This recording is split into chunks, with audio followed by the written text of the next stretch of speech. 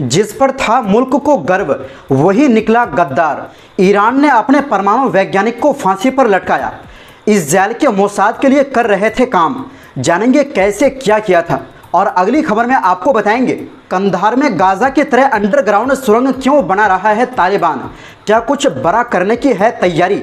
इसी के साथ आपको बताएंगे इस्राएल की एक और घिनौना करतूत, मस्जिद अल अक्सा के खतीब पर लगाया 6 महीने के लिए पाबंदी। और इसी के साथ आपको बताएंगे ट्रंप ने भारत पर ठोका 50% टैरिफ, क्या मोदी सरकार देंगे जवाब। तो बिना समय गंवाए बात करते हैं खबरों की। दोस्तों, ईरान से एक हैरान करने वाली खबर सामने आई है। मोसाद के जासूस कहां कहां घुसपैठ कर बैठा है समझ में नहीं आ रहा, क्योंकि आप सोच सकते हैं ईरान के परमाणु वैज्ञानिक खुद इस्राएल का जासूस निकला। ये बात सुनने में थोड़ा अजीब है, लेकिन ये सच है।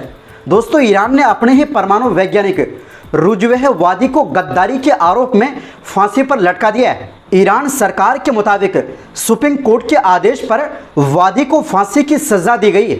वादी पर जून 2025 में इस्राएल के साथ जंग के दौरान मोसाद के लिए जासूसी का आरोप था।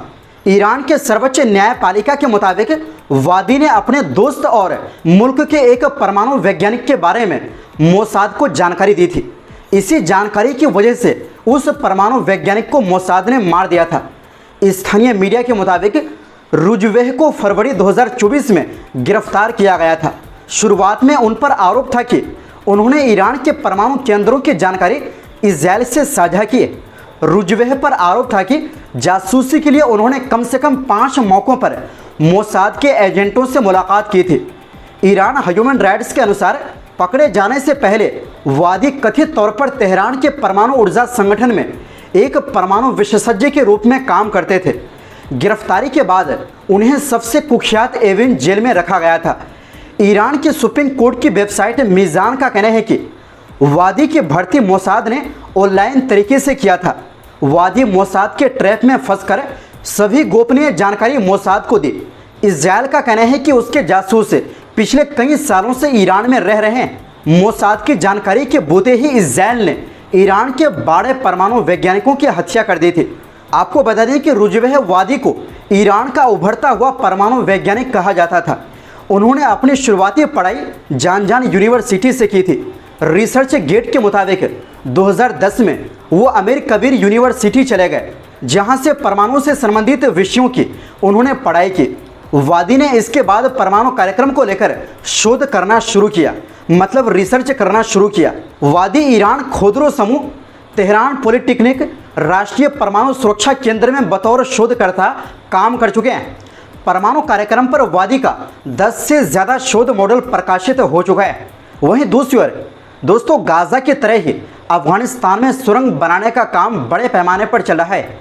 यूएस आधारित अफगान न्यूज़ AMU ने स्थानीय सूत्रों के आधार पर दावा किया कि तालिबान ने प्रांतीय राजधानी के जिला 11 के पहाड़ी इलाकों सहित कंधार के कुछ हिस्सों में खुफिया तरीके से अंडरग्राउंड टनल्स खोद रहा है। खबर के मुताबिक ये काम तालिबान की खुफिया यूनिट और विशेष एजेंटों के नेतृत्व में हो रहा है। सुरंगों के निर्माण के पीछे के मकसद को लेकर कई सवाल खड़े हो रहे हैं।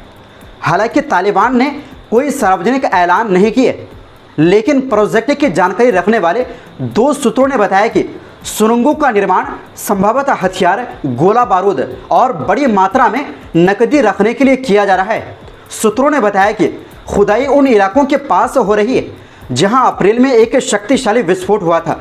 इसी इलाके में तालिबान नेता हैबतुल्ला अखुंदजादा का एक गेस्ट हाउस भी है, जिसने 2021 में तालिबान के सत्ता में आने के बाद से कंधार से ही अफगानिस्तान की कमान संभाल रही। AMU न्यूज़ की रिपोर्ट के मुताबिक कंधार में तालिबान पुलिस बलों को भी सुरंग निर्माण स्थलों की निगरानी करने की परमिशन नहीं है। एक तालिबान सुरक्षा कर्मी ने कहा, नागरिकों की पहुंच पूरी तरह से प्रतिबंधित कर दी गई है और स्थानीय पुलिस को उस इलाके में जाने से रोक दिया गया है, जो इस बात की संकेत देती है कि इस इलाके में तालिबान कुछ बड़ी खुफिया परियोजना पर काम कर रहा है। तालिबान का शासन काबुल नहीं बल्कि कंधार से चलता है। इसको तालिबान की राजधानी भी कहा जाता है। दक्षिणी अफगानिस्तान का कंधार सत्ता में वापसी के बाद से तालिबान का शक्ति केंद्र बन गया है। अखुंदजादा को सार्वजनिक रूप से कम ही देखा गया है, लेकिन माना जाता है कि वो शहर में ही रहता है और बंद दरवाज़ों के पीछे से नीतियां तय करते हैं। जानकारों का कहना है कि कई अहम फैसले जो कभी काबुल में लिए जाते थे अब कंधार से लिए जाते हैं। दोस्तों, ऐसा पहली बार नहीं है जब तालिबान सुरंग बना रहा है। अमेरिकी सेना के हमलों के समय भी तालिबान समेत कई अफगान गुटों ने सुरंगों का एयर स्ट्राइक से बचने के लिए इस्तेमाल किया था, लेकिन हाल में बन रही सुरंगें काफ़ी बड़ी परियोजना का हिस्सा मालूम हो रही है।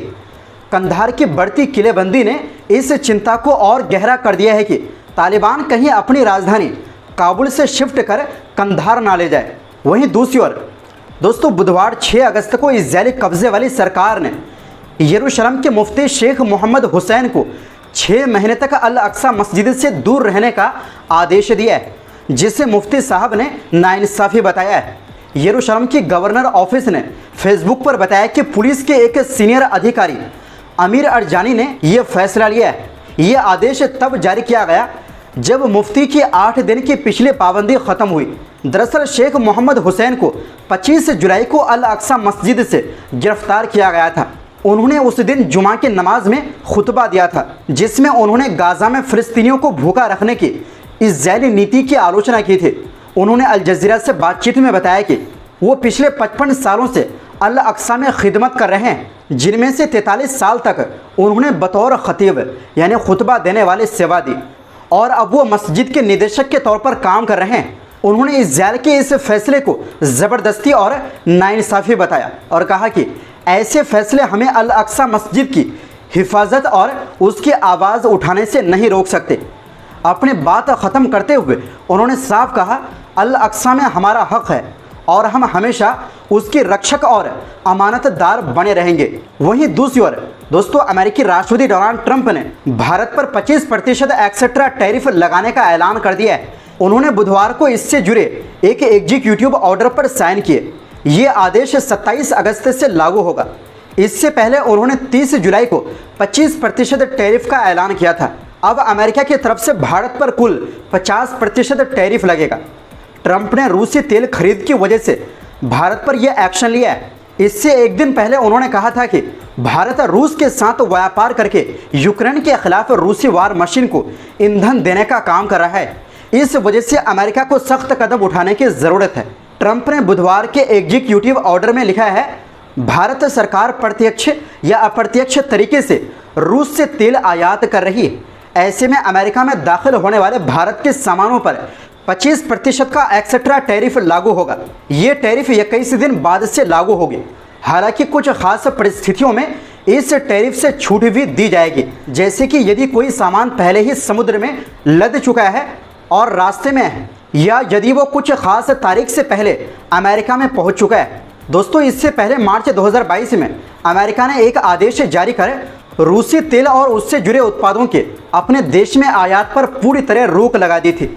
अब ट्रंप प्रशासन ने यह पाया कि भारत उस रूसी तेल को खरीद रहा है, जिससे रूस को आर्थिक मदद मिल रही है। इस वजह से अब अमेरिका ने भारत पर यह नया टैरिफ लगाने का फैसला किया है। यानी अमेरिका हमेशा मनमानी तरीके से दुनिया को चलाने की कोशिश कर रहा है।